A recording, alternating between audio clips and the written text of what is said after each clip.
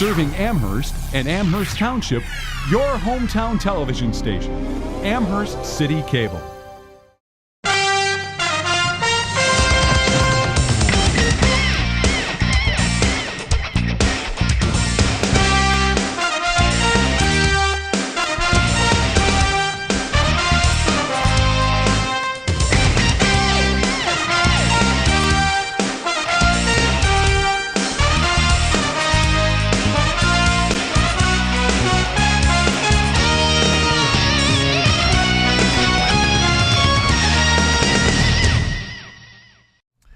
Well, hello, sports fans of Northeast Ohio. Welcome to the Sports Show. I am your host, Ty House, along with the big homie, Alex Squires. What's up, Ty? Slow motion today. Alex, how you doing? It's one of those days, you know, when it gets really cold. Oh my goodness, let's not even talk about it. Blood gets thick, everything starts moving a little bit slower. It seems like the older I get, the more I despise winter. And I'm starting to understand why Florida is the retirement capital of wherever of the country. Of the country, yeah. It's where everyone goes to die. I'm not going south. If I do go south, I'm moving to Brazil. Yeah, way south. Way south. Way south. Yeah. Today we're going to talk about college football. Yep. It's that time of the year. We just yesterday they released the new college football top 4 poll. And what do we have, 3 more regular season weeks? Yep, three more regular season weeks, and then we got championship. Right. You know, and then we'll get the Heisman Trophy. Then we're rolling the bowl games, which nobody seems to be talking about, but there's still 38 bowl games. Yeah, they're still going to exist, you know. They're still going to be there. People are still going to be there to make money off them. And before we get into it, just on this Wednesday evening in about an hour, our own Corey Kluber is going to be winning the Cy Young Award. So good luck to Corey before we get started. That's a Cleveland Indian? Yeah. Right on. Go for it. Yeah. Felix already has one. Chris Sale didn't pitch enough. It's got to be Kluber. It is award time in Major League Baseball. Yeah. So who's going to get it in the NL? Kershaw? Yeah. Crenshaw, as I call him? Clayton Crenshaw, yeah. Clayton Crenshaw? I mean, you really can't argue against him. He was just, he missed a little bit of time in the beginning of the season, but still has more wins than the best ERA, so. I mean, hard to argue with Bumgarner. It's true. I don't know how much they take into consideration the playoffs, you know, and if they do, he would definitely give him a run for his money. Okay. Well, that was Major League Baseball for you there, folks. Sidebar. Let's get into college football. Like I was saying, the CFB selection committee selected the bowl subdivision poll yesterday, and the top 4 teams, to some people's surprise.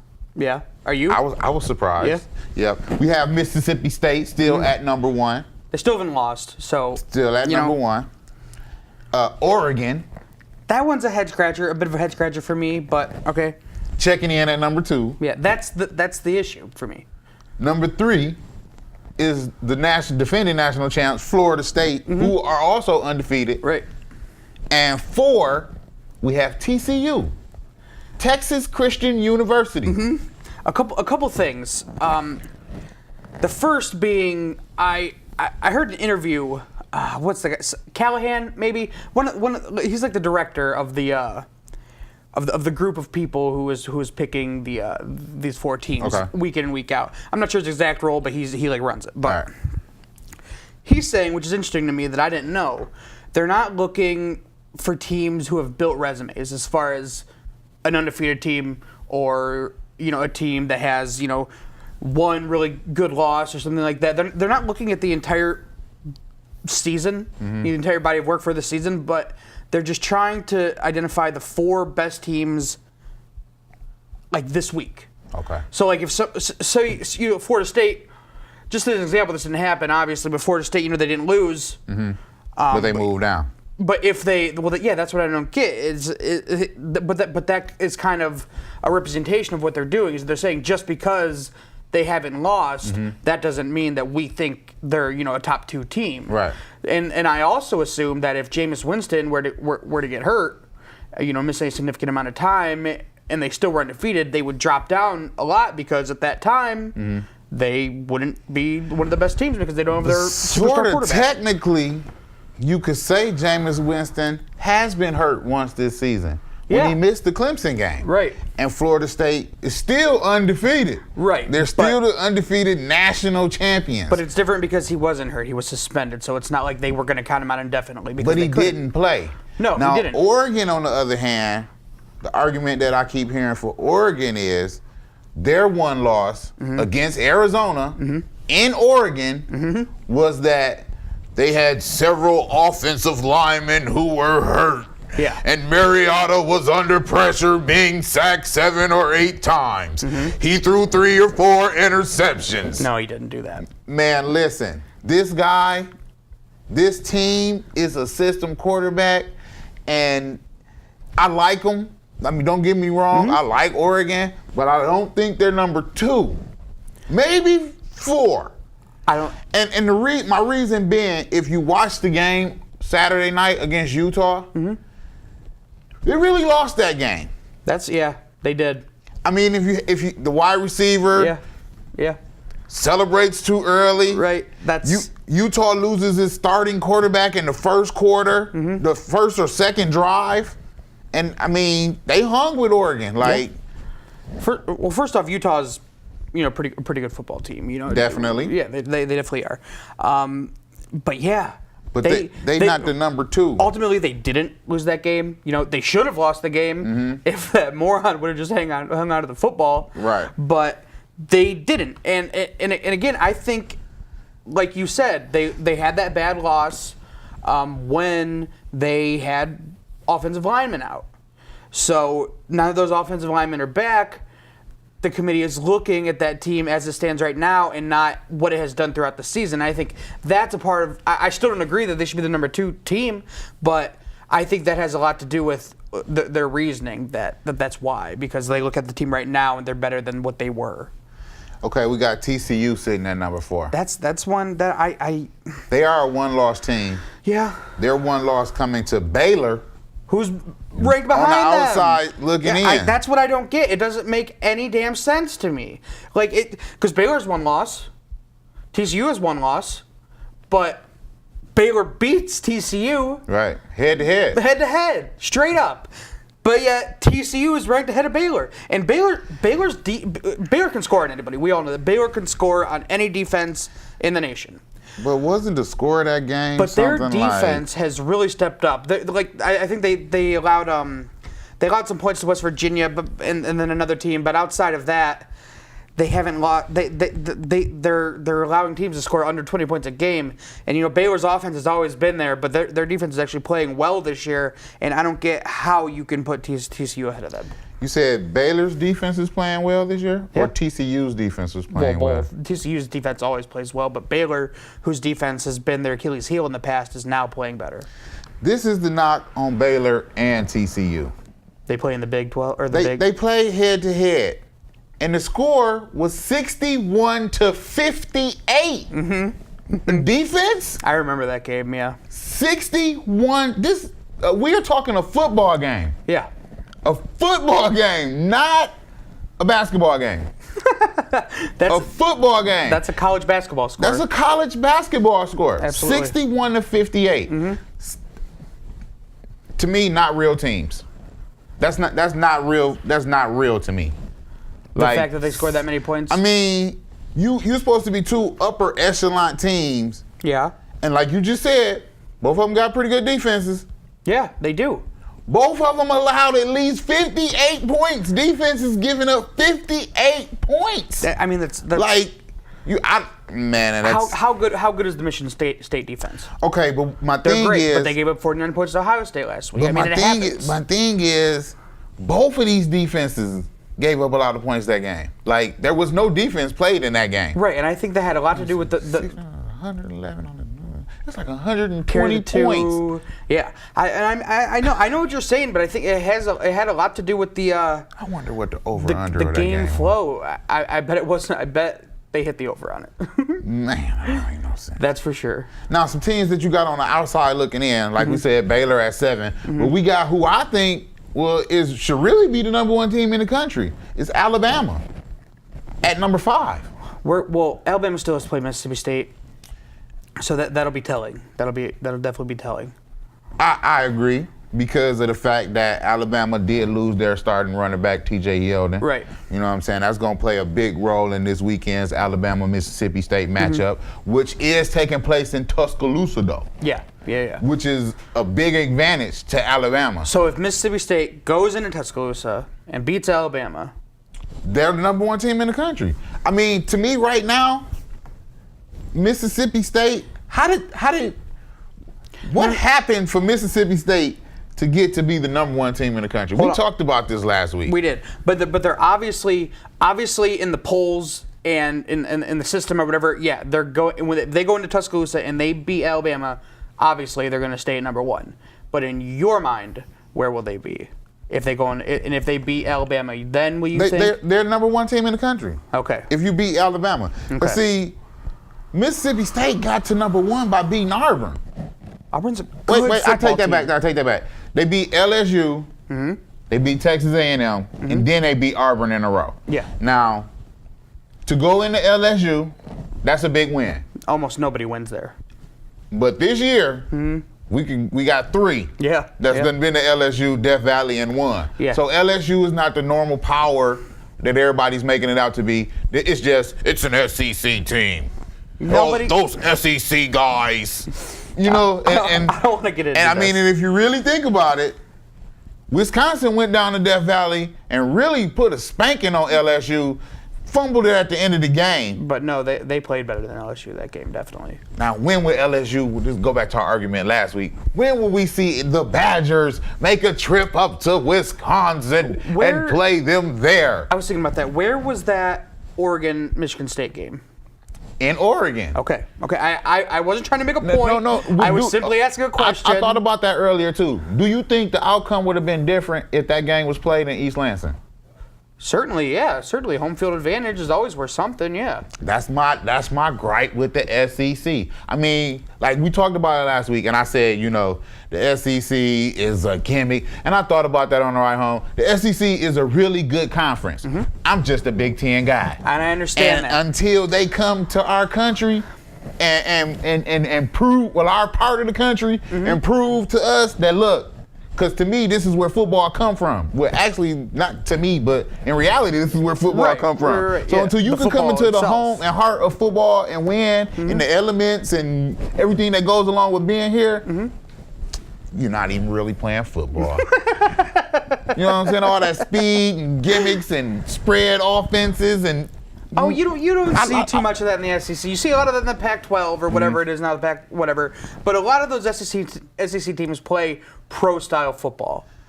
Alabama play pro-style football. Absolutely, they do, and they do it damn well. We got to take a break. We come back.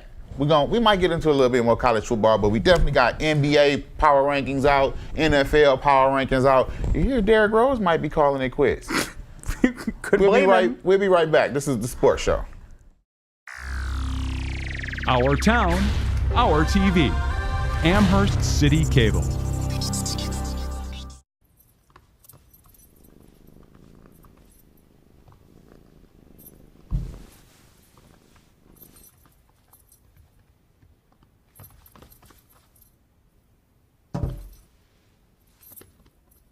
There's a shelter pet who wants to meet you.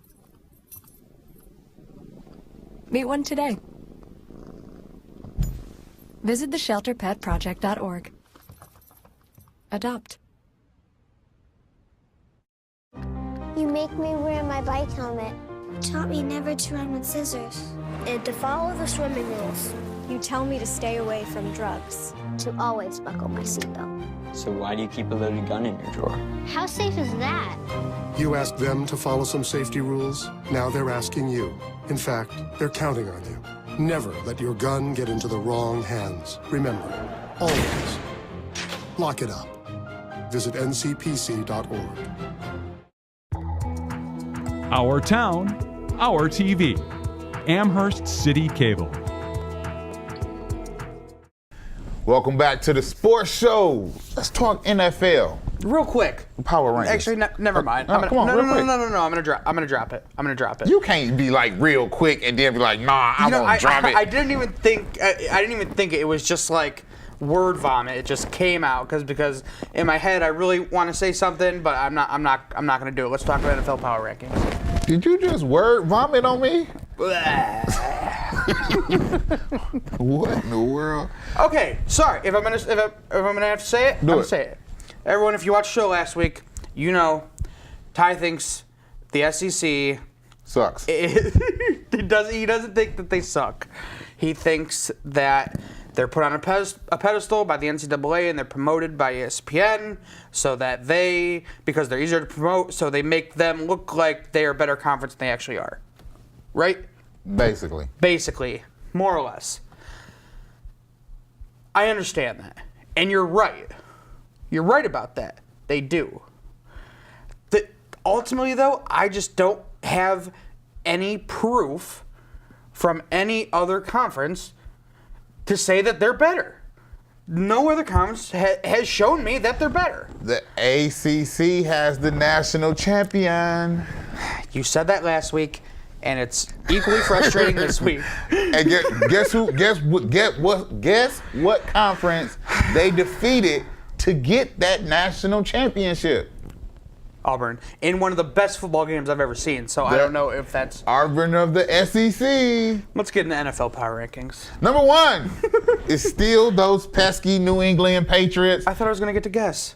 Oh, I'm sorry. It's all right. It was hard to, The Patriots. I would have guessed the Patriots. Frustrating that the Patriots is still number 1. How far have they come, 5 weeks ago when people wrote them off for dead? They got whooped in Kansas City. It was a magical night in Kansas City. It was. They broke that. They had the playoffs, the Royals and they had the wild card game. They broke that the record for the loudest stadium ever. And that offense was just, I've never seen that offense look so good. Kansas City's, nobody was going to stop them that night. I don't know what to say about those New England Patriots except for we might be seeing them in the Super Bowl. I don't see, yeah. It's gonna be unless those Cleveland Browns can stop them. I think you're going to see him and Peyton again. No, I ain't. The Cardinals is number 2. I don't think they can say that anymore. Bruce Arians said he can win the Super Bowl with Drew Stanton. See, that's something I just don't believe. I don't believe he could have won the Super Bowl with Carson Palmer. So, and he almost won the Super Bowl with Andrew Luck, a rookie. Yeah. Hold on. What do you consider almost win the Super Bowl? They had an awesome year, man. Yeah, but it's not like they went to the AFC Championship game. They still had an awesome year, and give or take a few silly circumstances, they might have, could have, should have, would have. Well, what they had that he doesn't have now is the best quarterback in the game. Here you go with that best quarterback in the game stuff again. He's a talented young quarterback. I can't say the best quarterback in the game. Because you still have Tom Brady, Peyton Manning, Matthew Stafford. What? Of those 7-2 Detroit Lions who have already threw for 5,000 yards one season. And one of only 4 quarterbacks in history to do it. I agree that I'm not taking anything away from your Detroit Lions. Not at all. I think they're a great football team. I love what that defense is doing this year. But they are not 7-2 because of Matthew Stafford. He has not played great this year. I guess you haven't seen the last 3 games. I've seen the last 3 games. That was Matthew Stafford. Some of it, yes. But as far as his entire body of work and throughout his career, that's not this level. We talked about Andy Dalton, a few weeks ago about how bad he would be if he didn't have AJ Green. Now Matthew Stafford wouldn't have been that bad without Calvin Johnson. I was going to say because we just won 3 straight without Calvin. Yeah, right. I understand that, but I'm talking about his entire career. Like, I don't know if Matthew Stafford is touted as half the quarterback as he is right now if he doesn't have Calvin Johnson. The Lions is, to me, the most complete team in the NFL. They have to be. They have to be close. They have an awesome defense. It's playing well beyond expectation, even from a Lions fan. And the offense hasn't even started clicking yet. Right. We haven't even put up the 27 points a game. But that's the that concern. we should be averaging. Yeah. It's kind of hard when your superstar has been out for 5 weeks. I agree. And to hold the ship together for those 5 weeks while he was gone. Yeah. was not only Matt Stafford, like I said, was a team effort. Because if you watch any of their games, you see that the defense do its job. Matthew Stafford steps up, does his job. And I'm like, wait a minute. This is special. This is truly special. The Lions coming in ranked at number 8, by the way. Right. I just don't think we really have to argue it because the Lions have a meat grinder of a schedule coming up. So we're going to find out how good they actually are. He said a meat grinder of a schedule. Meat grinder of a You're schedule. going to see how real we is when we spank them Arizona Cardinals this week and then fly to New England and spank Tom Brady old self. And then when you come back and play the Green Bay Packers, then what? Man, our Green Bay Packer game is the last game of the season. By then, we'll be done wrapped up the division and we'll be resting all our starters. Power move of the week. The Cleveland Browns. Yes, sir. I think that's Johnny Manziel calling. I'm sure it is. He be on the sideline on the phone. You ever peep him when they showing? He's certainly not hanging out with the quarterbacks and the coach trying to learn anything. That's for sure. Laughing and giggling on the phone and carrying on. But power move of the week, up 7 spots. The Cleveland Browns. What are they up to? 11. 11, alone in first place. And what is going on? Well, I mean, they are alone in first place. You can't really debate that. But I think Cincinnati, who's at the bottom of the division, is 5-3-1 or something like that. So I think there's what is that, game and a half separates the entire division. But that punch, that 24 pow punch that the Browns delivered to the Bengals last week really kind of even gives them a little bit more Heisman pose. And then you couple that with the Pittsburgh Steelers losing to the Jets. The Pittsburgh Steelers lost to the Jets. And I don't want to toot my own horn, but in my Pro Football Pick'em, I picked the Jets. If the Browns is the biggest power movers up, the Steelers is the biggest power movers down. They should have been 7 spots. Yeah, and we talked last week. What did they have him, like 4th or something? It was almost as if Mike Vick had on an Atlanta Falcons jersey. It was. It was actually fun to watch. Made me sick. But no, we talked last week about they had the Steelers in the top 5, no matter where it were. We knew they weren't that good. The defense isn't that good. Right, and they were just hot. Yeah, they were just hot, throwing 6 touchdowns a game. It's just Todd Haley was dialed in those past 2 weeks, calling the plays. Everything he did worked, and we knew they weren't actually that good. I mean, their offense is, I'd say, one of the best offenses in the AFC. It's definitely an awesome offense, but they have weapons all over the field, but sucks. Oh, can't stop anybody. Oh, they really can't. Running or passing. Most of their defensive players are old and washed up, or they're rookies. So you do the math, America. The Colts with the greatest quarterback in the league. I still think that they're a top 5 team. They're ranked 6. They're right there on the outside looking in. Cowboys 5. Eagles 4, which is still kind of concerning to me. I understand that they did put a spanking on. Who did they beat up on the other night? They beat up somebody bad. The Giants? No. Who did they play? Carolina. Yeah. They beat up Carolina pretty bad, even though I think Cam is still injured. He's been injured the whole season. He looks bad, and they really need to sit him down for they injured the boy bad. If that is the case, I mean, it's pretty foolish of them to continue to play him, especially considering that they're not going nowhere. I mean, that division's so bad though. Like, man, the score the other night was kind of overblown, and Cam played the entire game, as if he was padding his stats for fantasy or something. Right. And I mean, to see him limping on and off the field like that, it was just. But that's the thing, is that he played deep into garbage time of that game. Garbage time. So if he was actually dealing with injury, why would they have left him out there? As punishment or something? But it's just it's hard to imagine him not being hurt as bad as he's been. But I just don't see how they could leave him out there if he actually was. We got some good games coming up this weekend. Like I say, the Lions. And again, the Cowboys still, I mean, Mark Sanchez with the Eagles is what I was really trying to get at. Oh, right. What is going on? Sanchez played pretty good. 300 yards? Yeah. 2 touchdowns? 2 touchdowns, yeah. Who is that? And Is that he was efficient with the football, and he was Rookie Sanchez? And did you see the running game? The running game wasn't there. LaShawn was McCoy had not. 14 carries for It was 19 not. yards. Darren Sproles had 1 carry for 8 yards. It was Mark Sanchez, Exactly. the defense, and the special teams that won that game. the As other it night. has been pretty much the entire year, as LaShawn McCoy has not gotten That's going why at any point throughout that the year. team is scary to That me. defense and special teams have been playing over their heads, out of this world, and how can they keep that up? Let's gloss over the NBA power rankings Yes. real quick. Number 1 right now, but know this is going to change, is the Golden State Warriors still. They lost last night to the San Antonio Spurs. Yeah. Who will, I think, be moving up the rankings because they have defeated. Where do they have them right now? They have the Spurs are 9th right now, and they defeated the number 5 Clippers on the road night before last. The Clippers look like they're in trouble. Man, I tell you, man, if it's one thing that's hard to do in the NBA, that's to win those back-to-back games. Absolutely. Even if it's a home and road. So it's really difficult to do it on a back-to-back night when you're on the road.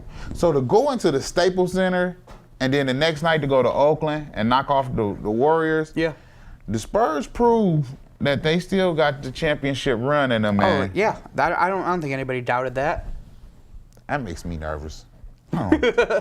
Spurs, man. This is like a 15-year I wish reign they would of just terror. go away, you know. Just terror, just rain down on me. Just ugh. All right, who else we got? The Heat 7, Portland 6, Clippers 5, Toronto 4, Memphis 3, the Rockets 2, Golden State 1. Memphis is another team like San Antonio that's always there with seemingly lackluster talent. I mean, the one constant in Memphis's run is their 2 big guys, Zach Randolph and Marcus Gasol in the middle. But outside of them, I mean, you have Mike Conley running the point, but outside of that, you really haven't had much there since they traded Rudy Gay, and they're still competitive. They play really good defense, and we kind of brushed over the Rockets last week. Like, I don't really know. They don't really have a point guard, but this Rocket team is really impressive when you get to looking at the numbers and the defense and the way that Howard and Harden is playing together and the addition of Trevor Ariza. Man, this team is really, really playing good. I think the only thing that kind of worries me about this Houston team is depth.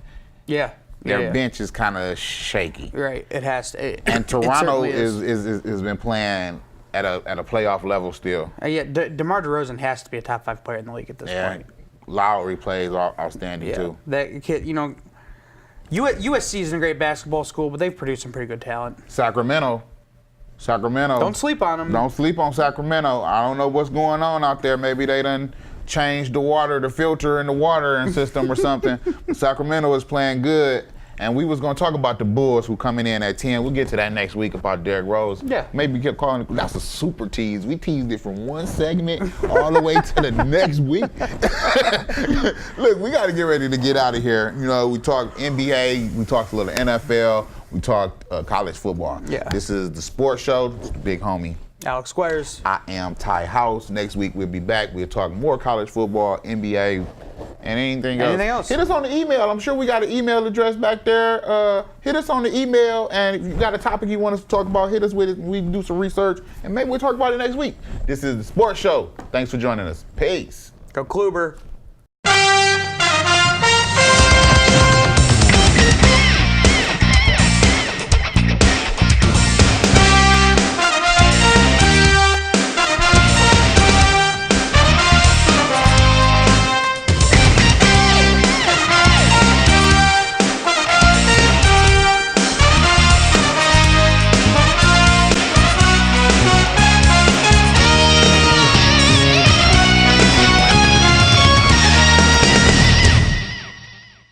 Serving Amherst and Amherst Township, your hometown television station, Amherst City Cable.